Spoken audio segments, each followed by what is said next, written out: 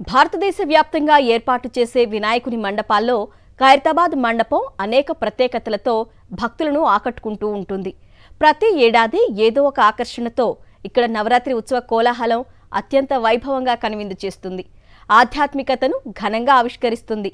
దేశంలో ఎన్ని మండపాలున్నా సరే ఖైరతాబాద్ వినాయకుడిని దర్శించుకోవాలనే ఆసక్తిని భక్తులు వ్యక్తపరుస్తూ ఉంటారు. ఈసారి ఖైరతాబాద్ మహాగణపతి ప్రత్యేకతలేంటో మా ప్రతినిధి సుష్మిత అందిస్తారు. దేశం మొత్తం దృష్టిని ఆకర్షించే మహాగణపతి ఖైరతాబాద్ వినాయకుడు ఈ ఏడాది 70 అడుగుల మట్టి విగ్రహం రూపంలో మహాగణేశుడు భక్తులకి దర్శనమివ్వనున్నాడు. అవును, మీరు వింటున్నది నిజమే. గత రికార్డులను బద్దలు కొడుతూ భక్తులకు కనువిందు చేసేలా గణపతి మహారాజ్ రూపం అద్భుతంగా తయారైంది. నెలల తరబడి పదుల సంఖ్యలో కళాకారులు అత్యంత భక్తి శ్రద్ధలతో పద్ధతి ప్రకారం నియమ నిబంధనల ప్రకారం పార్వతీపుత్రుని విగ్రహాన్ని తయారు చేశారు. విగ్రహం ఎత్తు కూడా భారీగా ఉండడంతో నిమజ్జనం సమయంలో ఎలాంటి ఇబ్బందులు తలెత్తకుండా శిల్పి రాజేంద్రన్ ఆధ్వర్యంలో పలువురు కళాకారులు రాత్రి పగలు తేడా లేకుండా కష్టపడ్డారు. ఈసారి 70 అడుగుల విగ్రహాన్ని పెట్టడం వెనుక స్పెషాలిటీ కూడా ఉందండోయ్.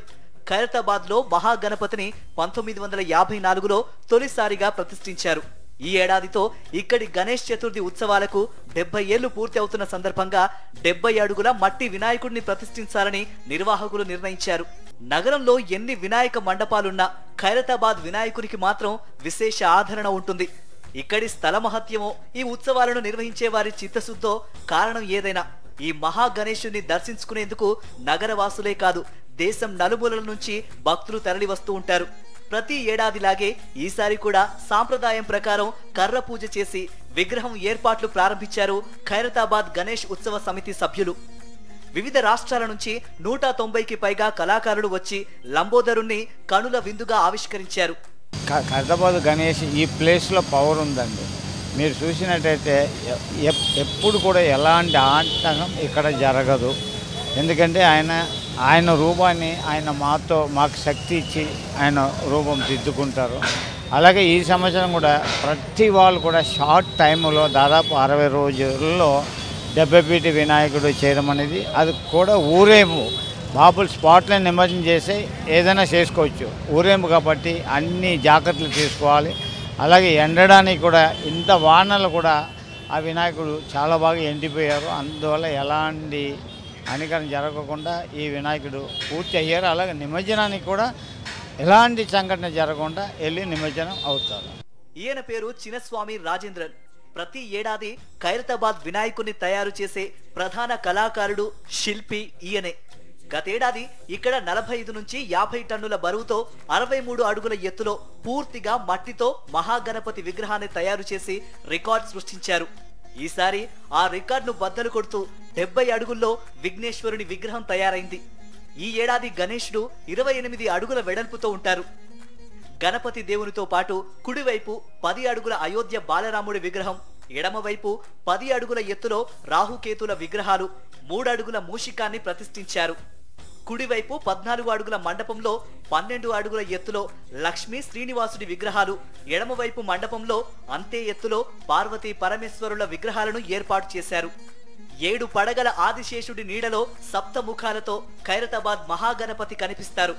దివ్య జ్ఞాన సిద్ధాంతి గౌరీభట్ల విఠల శర్మ ఈ ఏడాది సప్తముఖ వినాయక విగ్రహాన్ని ఏర్పాటు చేస్తే మంచిదని చెప్పడంతో ఆ విధంగానే తయారు చేశామని రాజేంద్రన్ చెబుతున్నారు.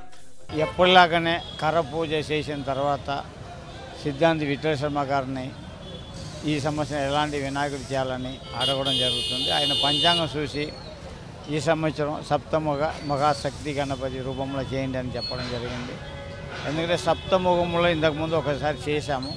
అయినా ఆయన ఏమో తిరుమూర్తులతో పాటు సప్తముఖం చేయండి అన్నారు. అలాగే ఈ సంవత్సరం డిజైన్ చేసి జూన్ 17 కర్ర పూజ తర్వాత కంటిన్యూ 1 by 1 వర్క్ చేసుకుంటా ఈ వినాయకుడిని కలర్తో పాటు నేత్రం ఓపెన్ చేసి పూర్తి చేయడం జరిగింది.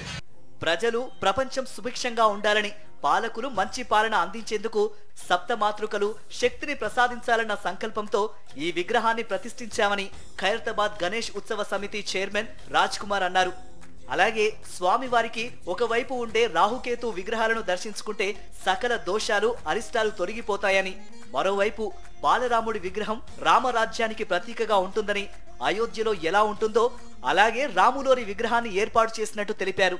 ఖైరతాబాద్ వినాయకుడు 1954లో స్వర్గీయ శంకరయ్య గారు స్వాతంత్ర సమరయోధులుండే ఆయన ఒక్క అడుగుతోని మొదలుపెట్టిన వినాయకుడు ప్రతి సంవత్సరం ఒక్క అడుగు పెంచుకుంటూ మరి ఈ సంవత్సరానికి 70 సంవత్సరాలు సెలబ్రేట్ చేసుకుంటా ఉన్నాము. మళ్ళీ 70 సంవత్సరాల్లో 70 రకాల గణేషుని తయారు చేయడం జరిగిందనమాట. 2014లో మీరు చూసినట్టయితే వినాయకుని షష్ఠి పూర్తి చేశామన్నమాట. ఆ సంవత్సరం వినాయకుని షష్ఠి పూర్తి సందర్భంగా వినాయకుని తల్లిదండ్రులు శివపార్వతులు మరి తమ్ముళ్ళైనటువంటి కుమారస్వామి అయ్యప్ప వారి భార్య అయినటువంటి సిద్ధి బుద్ధిని కూడా ఏర్పాటు చేయడం జరిగిందనమాట. మరి ఈ సంవత్సరం మనం చూసినట్టయితే 70 సంవత్సరాలు కంప్లీట్ అయిపోయాయి.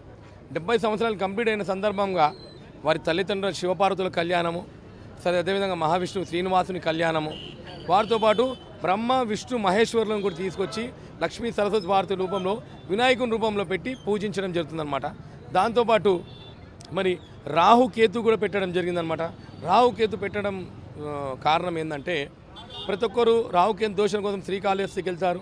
మరి ఈ సంవత్సరము శిల్పి రాజేందర్ గారికి సన్నిహితుడు అనేటువంటి గౌరభట్ల విఠల శర్మ గారు ఏం చెప్పారంటే ఏ భక్తుడైనా కానీ రాహుకేతువుని ఈ సంవత్సరం పూజించడం వల్ల వాళ్ళ ఉన్న దోషాలన్నీ తొలగిపోతాయని చెప్పడం వల్ల రాహుకేతు పెట్టడం జరిగిందనమాట. మళ్ళీ బాలరాముని విషయానికి వస్తే ఎవరైతే భక్తులు అయోధ్య వెళ్ళి చూడలేరో తెలుగు రాష్ట్రం, ఎందుకంటే అది సుమారు 1200-1300 కిలోమీటర్ దూరంలో ఉంది, పోనీ కూడా వారం రోజులు సమయం పడుతుంది కాబట్టి చూడలేరు. బాలరాముని అయోధ్యలో ఏ విధంగా ఉంటాడో అదే విధంగా బాలరాముని ఏర్పాటు చేశామన్నమాట. వినాయక చవితి నవరాత్రి సంబరాల సందర్భంగా ఖైరతాబాద్ గణేశుని దర్శించుకునేందుకు పెద్ద ఎత్తున భక్తులు వచ్చే అవకాశం ఉండడంతో అన్ని శాఖల అధికారులు సమన్వయంతో ఏర్పాట్లు పకడ్బందీగా చేశారు. ఈ నెల 17న నిమజ్జన కార్యక్రమం ఉంటుంది. పర్యావరణ హితమైన మట్టి విగ్రహాన్ని తయారు చేసి అందరికీ ఆదర్శంగా నిలవడం ఈ మండపం ప్రత్యేకత. ప్లాస్టర్ ఆఫ్ ప్యారిస్ మెటీరియల్ పిసరంతా కూడా ఈ విగ్రహ తయారీలో వాడలేదు. 1954లో ఒక్క అడుగుతో మొదలైన ఖైరతాబాద్ గణనాథుడు ఈ ఏడాది 70 అడుగులకు చేరుకున్నారు. 70 ఏళ్లు పూర్తవడంతో ఈ గణేష్ నవరాత్రి ఉత్సవాలు కూడా ఎంతో ఘనంగా నిర్వహించాలని ఖైరతాబాద్ గణేష్ ఉత్సవ సమితి సభ్యులు సిద్ధమైనట్టుగా కూడా తెలుస్తుంది. వచ్చే నవరాత్రులు ఎన్నో కార్యక్రమాలు ఉంటూ ఉన్నాయి. వచ్చే భక్తుల కోసం ఎటువంటి ఇబ్బందులు లేకుండా అన్ని శాఖల సమన్వయంతో అన్ని ఏర్పాట్లు చేస్తున్నట్లు తెలుస్తోంది. కెమెరామెన్ నవీన్తో సుష్మిత, సాక్షి టీవీ, హైదరాబాద్. ఏనుగు తలను తగిలించి తిరిగి బతికించినందున ఆయన గజాననుడిగా పేరు పొందారు. ఒకే దంతం మిగిలినందున ఏకదంతుడిగా, మోదకాలంటే ఇష్టం కలిగినవాడు కావడంతో మోదక ప్రియుడిగా, పెద్ద ఉదరం కలిగి ఉన్నందున లంబోదరుడిగా, మూషికాన్ని వాహనం చేసుకున్నందున మూషిక వాహనుడిగా భక్తుల పూజలు అందుకుంటున్నారు. స్కందుడిగా పేరు పొందిన కుమారస్వామికి అన్న అయినందున స్కందాగ్రజుడిగా వినాయక దేవుడు ప్రసిద్ధి చెందారు. ఇలా ఎన్నెన్నో పేర్లతో ప్రసిద్ధి చెందిన గణపతి దేవుడు విఘ్నాలను హరించే విఘ్నేశ్వరునిగా భక్తుల మనసు దోచుకున్నారు. హైదరాబాద్ మహానగర సమీపంలో అత్యంత ప్రసిద్ధి చెందిన బాలాపూర్ విఘ్నేశ్వర మండపం విశేషాలను మా ప్రతినిధి కవిత అందిస్తారు. వినాయక చతుర్థి అనగానే తెలుగు రాష్ట్రాల్లో హడావుడి మామూలుగా ఉండదు. ఇంకా హైదరాబాద్లో అయితే ఆ హడావుడి ఎలా ఉంటుంది అనేది ప్రత్యేకంగా చెప్పాల్సిన పని లేదు. గల్లీ గల్లీకి ఒక విఘ్నేశ్వరుడు మనకు కొలువు తీరుతూ ఉంటాడు. సో వీధి వీధికి ఒక విఘ్నేశ్వరుడు కొలువు తీరినప్పటికీ వినాయక చవితి అనగానే మనకు మొదటగా గుర్తొచ్చేది ఖైరతాబాద్ మహావిఘ్నేశ్వరుడు. ఇక రెండవది బాలాపూర్ బడా గణేష్. సో ఖైరతాబాద్ మహావిఘ్నేశ్వరుడు భారీ ఎత్తుతో అందరి దృష్టిని కూడా ఆకర్షిస్తే బాలాపూర్లోని గణేశుడు భారీ వేలంతో, లడ్డూ వేలంతో అందరి దృష్టిని కూడా ఆకర్షిస్తూ ఉంటాడు. సో బాలాపూర్లో ఎవ్రీ ఇయర్ కూడా ఒక ఆలయ నమూనాతో ఇక్కడ భారీ సెట్ను ఏర్పాటు చేస్తారు. సో ఈసారి వినాయక చవితి నేపథ్యంలో ఎలాంటి ఆలయ నమూనాతో ఈ భారీ సెట్ని ఏర్పాటు చేశారు, అలాగే లడ్డూ వేలం ప్రాసెస్ అనేది ఏ విధంగా ఉండబోతోంది, వినాయక చవితి నేపథ్యంలో మరి బాలాపూర్ గణేశుడికి ఎలాంటి ప్రత్యేక పూజలు నిర్వహించబోతున్నారు అనేది తెలుసుకుందాం పదండి. సో బాలాపూర్ గణనాథుడు ప్రతి సంవత్సరం కూడా ఒక ఆలయ నమూనాతో తయారు చేసిన ఒక భారీ సెట్లో కొలువు తీరుతూ ఉంటాడు. సో ఈసారి ప్రత్యేకంగా బాలాపూర్ గణనాథుడు అయోధ్య రామ మందిర నమూనాతో తయారు చేసినటువంటి ఈ సెట్లో కొలువు తీరబోతున్నాడు. ప్రత్యేకంగా ఈసారి బాలాపూర్ గణనాథుని ఈ అయోధ్య రామ మందిర సెట్ని ఎందుకు ఎంచుకున్నారు, అలాగే ఈసారి ఎలాంటి ప్రత్యేక కార్యక్రమాలు ఉండబోతున్నాయి అనేది మనకు వివరించడానికి బాలాపూర్ గణేష్ ఉత్సవ కమిటీ అధ్యక్షులు నిరంజన్ రెడ్డి గారు మనతో ఉన్నారు. నమస్తే సార్. నమస్తే సార్, ఇక్కడ చూడటానికి చాలా బాగుంది ఈ నమూనా అనేది. ఈసారి ప్రత్యేకంగా అయోధ్య రామ మందిర నమూనా అనేది ఎందుకు సెలెక్ట్ చేసుకున్నారు? అంటే గత కొన్ని సంవత్సరాలుగా ఇక్కడ మనము ఎవ్రీ ఇయర్ ఒక గుడి నమూనాని ఇక్కడ వేయడం జరుగుతుంది. గత సంవత్సరము విజయవాడ అమ్మవారి టెంపుల్ యొక్క నమూనాని వేయడం జరిగింది. ఈ సంవత్సరం ప్రత్యేకంగా అంటే ఈ సంవత్సరమే అయోధ్య కొత్తగా నిర్మించి ప్రారంభమైంది కాబట్టి ఈ సంవత్సరం అయోధ్య సెట్టింగ్ వేయాలని కమిటీ వారు నిర్ణయించుకోవడం జరిగింది. వినాయక చవితి పండుగ అనగానే గుర్తొచ్చేది బాలాపూర్ లడ్డు వేలం గురించి మనకి ముందుగా గుర్తొస్తుంది. సో ఎవ్రీ ఇయర్ కూడా రికార్డులు బ్రేక్ చేస్తూ వెళ్తుంది. ప్రతి ఇయర్ కూడా ఒక ఇయర్కి సంబంధం లేకుండా ఇంకో ఇయర్కి రికార్డ్ బ్రేక్ చేస్తూ వెళ్తుంది. ఈసారి లడ్డు ఆక్షన్ ప్రాసెస్ అనేది ఏ విధంగా ఉండదు? అంటే ఎవ్రీ ఇయర్ అంటే ప్రపంచంలోనే మొట్టమొదటిసారిగా ఇక్కడ 94లో లడ్డు యాక్షన్ నిర్వహించడం జరిగిందండి. ఫస్ట్ ఇది 450 రూపాయలకి కొరన్ మోహన్ రెడ్డి దక్కించుకోవడం. గత సంవత్సరం అయితే 27 లక్షలకి దాసరి దయానంద్ రెడ్డి యొక్క లడ్డును దక్కించుకోవడం జరిగింది. ఫస్ట్ నుంచి ఇక్కడ వ్యవసాయదారులు, ఆయన తర్వాత రాజకీయ నాయకులు, రియల్ ఎస్టేట్ వ్యాపారులు, వివిధ రంగాల్లో ఉన్న వ్యాపారులు ఇక్కడ లడ్డు కొనడానికి చాలామంది ముందుకు రావడం జరిగింది. కొన్నవారికి వారి అష్టైశ్వర్యం కానీ ఆరోగ్యపరంగా ఉండడం కానీ ఈ యొక్క కారణాల వల్ల ఈ యొక్క లడ్డు కొనడానికి చాలామంది ముందుకు రావడం జరుగుతుందండి. ఈ లడ్డు వచ్చిన అమౌంట్లో కూడా ఇప్పటివరకు 1,55,00,000 మా కమిటీ త్రూ ఒక ఆలయాలు నిర్మించడం కానీ, ఆలయాల అభివృద్ధికి కానీ, గవర్నమెంట్ స్కూల్లో షెడ్ వేయడం కానీ, ఒక 10 years బ్యాక్ వరద బాధితులు కానీ, ఇక్కడ ఊర్లో ఉన్న సీసీ కెమెరాలకు ఏర్పాట్లు కానీ వివిధ కార్యక్రమాలకి డబ్బు ఇవ్వడం జరిగింది.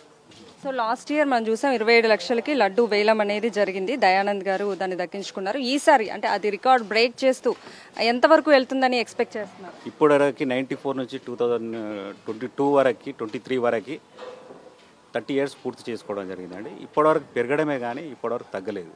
ఎవ్రీ ఇయర్ పెరుగుతూ వస్తుంది. ఈ సంవత్సరం కూడా ఒక 2-3 లక్షల వరకు పెరుగుతుందని కమిటీ వారు. స్థానికులే కాదు, స్థానికేతరులు లైక్ రాష్ట్ర వ్యాప్తంగా కావచ్చు, దేశవ్యాప్తంగా కూడా కొంతమంది పోటీ పడుతున్న పరిస్థితిని చూస్తూ ఉన్నాము. సో ఎట్లా ఉండబోతోంది ఈసారి? అంటే ఈ ఇయర్ నుంచి కొత్త రూల్స్ పెట్టడం జరిగిందండి. స్థానికేతరులు బయటి వ్యక్తులకు మాత్రమే అమౌంట్ డిపాజిట్ చేయాల్సి లాస్ట్ ఇయర్ వరకు చెప్పడం జరిగింది. అంటే లాస్ట్ ఇయర్ ఇప్పుడు ఈ ఇయర్ 27 lakhs వెళ్ళింది కాబట్టి ఈ ఇయర్ నుంచి విలేజ్ వాళ్ళైనా సరే, బయటి వ్యక్తులైనా సరే, ఎవరైనా సరే లడ్డు యాక్షన్లో పాల్గొనాలంటే ఒక రోజు ముందు ఆ 27 lakhs మాకు డిపాజిట్ చేసిన తర్వాత నెక్స్ట్ డే యాక్షన్ రోజు వాళ్ళు పాల్గొనడం జరుగుతుంది. ఈసారి ప్రత్యేకంగా బాలాపూర్ గణేశుడు ఏ రూపంలో దర్శనమిస్తున్నారు?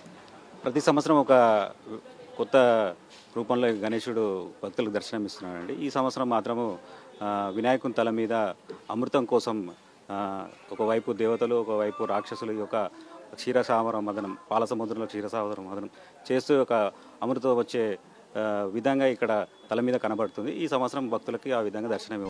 సో ఎవ్రీ ఇయర్ గత సంవత్సరం ఏమో కనకదుర్గ ఆలయం నమూనాతో ఇక్కడ భారీ సెట్ వేయడం జరిగింది. అంతకుముందు వెంకటేశ్వర ఆలయం, తిరుపతిలోని వెంకటేశ్వర ఆలయం ఎలా అయితే ఉంటుందో అదే నమూనాతో ఇక్కడ భారీ సెట్ వేయడం జరిగింది.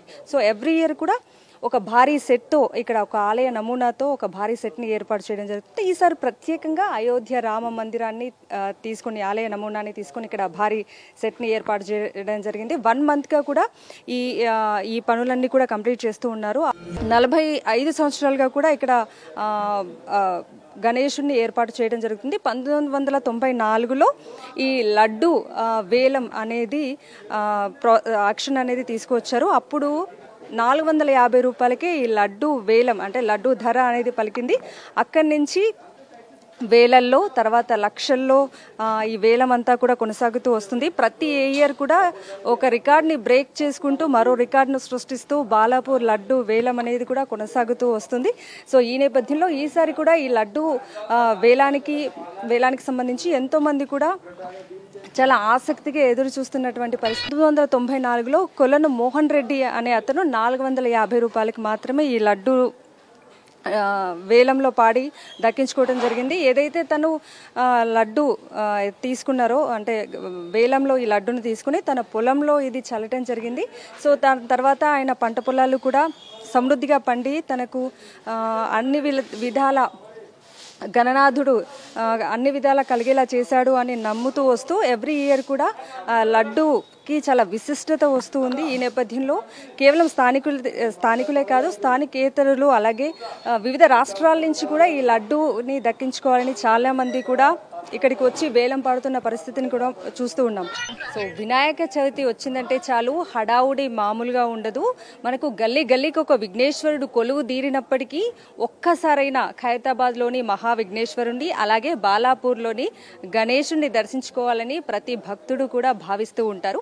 సో ప్రస్తుతం నేను బాలాపూర్ గణేశుడి వద్ద ఉన్నాను. పైన చూడొచ్చు ఏదైతే క్షీర సాగర మథనం టైంలో అంటే సముద్రం నుంచి పుట్టుకొచ్చినటువంటి హాలాహలాన్ని శివుడు తన కంఠంలో దాచుకున్నటువంటి ఇక్కడ భారీ ఆకారాన్ని మనం చూస్తూ ఉన్నాం. దాంతో కూడిన రూపాన్ని ఈసారి ప్రత్యేకంగా ఇక్కడ ఏర్పాటు చేయడం జరిగింది. ఒకవైపు దేవుళ్ళు అలాగే ఒకవైపు రాక్షసులు క్షీర సాగర మథనం టైం అప్పుడు ఎలా ఉంటుందో ఆ ఆకారంతో కూడిన భారీ గణనాథుని మనం ప్రస్తుతం ఇక్కడ చూస్తూ ఉన్నాము.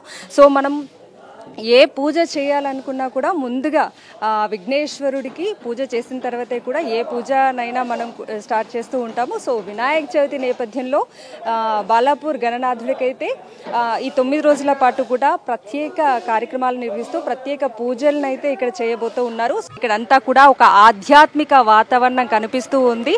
మనం చూడొచ్చు ఇక్కడ రాముడు, శ్రీరాముడు, సీతాదేవి అలాగే లక్ష్మణుడు, ఆంజనేయ స్వామితో కూడినటువంటి అంటే ఆకృతులతో కూడినటువంటి ఇక్కడ భారీ సెట్ ని ఏర్పాటు చేశారు. ఇక్కడంతా కూడా ఒక ఆధ్యాత్మిక వాతావరణం వెల్లివిరిసేలా ఈ యొక్క థీమ్ తో ఇక్కడ ఆలయ నమూనాతో ఇక్కడ భారీ సెట్ ను ఏర్పాటు చేయడం జరిగింది. చూడటానికి 2 కళ్ళు కూడా సరిపోవట్లేదు. అయోధ్యలో ఎలాగైతే రామ మందిరం కొలువు తీరిందో ఈసారి ప్రత్యేకంగా బాలాపూర్ గణనాథుడు అయోధ్య రామ మందిర ఆలయ నమూనాతో కూడినటువంటి భారీ సెట్ లో కొలువు తీరబోతూ ఉన్నాడు. చూడటానికైతే చాలా అందంగా కనిపిస్తుంది. బాలాపూర్ లడ్డు వేలం ఎవ్రీ ఇయర్ కూడా తన రికార్డులు తానే బ్రేక్ చేస్తూ ఒక హిస్టరీని నెలకొల్పడం చూస్తూ వస్తున్నాము. సో గత సంవత్సరం 27 లక్షలకి లడ్డూను దక్కించుకున్నటువంటి దయానంద్ రెడ్డి గారు మనతో ఉన్నారు. నమస్తే సార్. సో గతేడాది లడ్డు వేలంలో బాలాపూర్ లడ్డూను మీరు దక్కించుకున్నారు, అది కూడా 27 లక్షలకి. సో మీకు ఎలా కలిసి వచ్చిందంట? బాలాపూర్ లడ్డు వేలం పట్ల ఫస్ట్ 2022లో పాల్గొనడం జరిగింది. 2022లో 24,60,000 దాకా పోయి సెకండ్ ప్లేస్లో ఆగిపోయారు. మళ్ళా సంవత్సరం మనకు ఎందుకు రాదు, భగవంతుని మీద భారం వేసి ఈ లడ్డు ఎట్లయినా కైవసం చేసుకోవాలని 2023లో ఎలాగైనా పార్టిసిపేట్ చేసి 20 లక్షలకు అనూహ్యంగా నాకు వరించడం జరిగింది. నేను సో హ్యాపీ. అది కూడా భార్య పిల్లలు తల్లిదండ్రులతో సమక్షంలో తీసుకోవడం జరిగింది. అందరు కోఆపరేషన్ ఉంది కాబట్టి ఆ బాలాపూర్ లడ్డు నాకు కాబట్టి ఇంకొకటి బాలాపూర్ లడ్డు విశిష్టత ఏంటంటే ప్రపంచ దేశాల్లో గణేశుడు అంటే ఖైరతాబాద్, లడ్డు ప్రసాదం అంటే లడ్డు అంటే బాలాపూర్ గల లడ్డు. నాకు దాని గురించి మహిమ తెలుసు. గత సంవత్సరం అందరం ట్రాక్ రికార్డ్ చూశాను, ఎవరెవరు ఎట్లా డెవలప్ అయ్యారు, ఏం సంగతి అని అవన్నీ చూసి మనం కూడా ఎందుకు బాలాపూర్ లడ్డులో వేలం పాటలో పాల్గొనాలి కదా, మనకు కూడా దేవుడు అనుగ్రహం ఉంటే మనకు కూడా వస్తుంది అని చెప్పి రెండు పర్యాలు ప్రయత్నం చేసి లాస్ట్ ఇయర్ నాకు దక్కడం జరిగింది.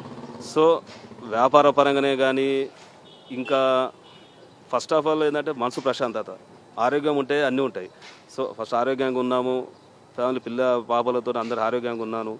సో హ్యాపీ, నాకు చాలా గర్వంగా ఫీల్ అవుతున్నాను. ఏదేమైనా ఈసారి కూడా వేలంపాటలో ఇదే దాసరి దయానంద్ రెడ్డి పాల్గొనడం జరుగుతుంది. ముందంజలో ఉంటాను కూడా గంటాపదంగా చెప్పగలుగుతున్నాను. గతేడాది 27 లక్షలకి ఈ లడ్డుని దక్కించుకున్నాను. ఈసారి కూడా లడ్డు వేలంలో నేను ముందంజలో ఉంటాను, అది ఎంత పలికినా సరే తీసుకోవడానికి నేను రెడీగా ఉన్నాను అనేసి దయానంద్ రెడ్డి గారు చెప్తూ ఉన్నారు. అండ్ లడ్డు యాక్షన్కి సంబంధించి కూడా ఎవ్రీ ఇయర్ తన రికార్డులు తానే బ్రేక్ చేస్తూ ఒక హిస్టరీని నెలకొల్పుతూ ఉండడం చూస్తూ ఉన్నాము. మరి ఈసారి లడ్డు వేలం ఎన్ని లక్షలకు చేరుకుంటుంది అనేది చూడాలి. కెమెరామెన్ ముత్యంతో కవిత, సాక్షి టీవీ, బాలాపూర్ నుంచి.